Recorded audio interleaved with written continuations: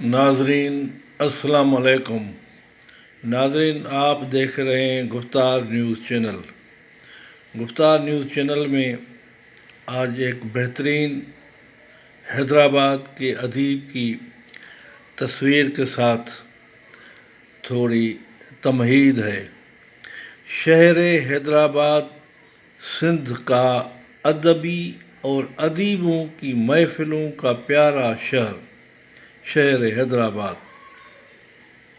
ٹھنڈی ہواؤں، نفیس مزاج، قلم کاروں کے روح کو تسکین دینے والا پیارا شہر حیدرآباد۔ شہر حیدرآباد میں بہترین، پیارے اور نفیس ادیب گاڑی کھاتے میں مختلف پریسوں پر نظر آئیں گے، جن کے ہاتھوں میں پین سے لکھا ہوا تاریخ کا مسودہ ہوتا ہے۔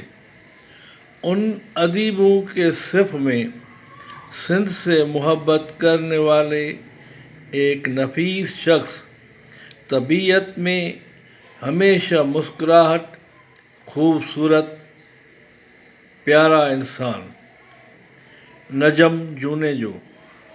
نجم جونیجو بھی گاڑی کھاتے میں آکاش پریس میں قلمی محنت کرتے ہوئے نظر آتے ہیں۔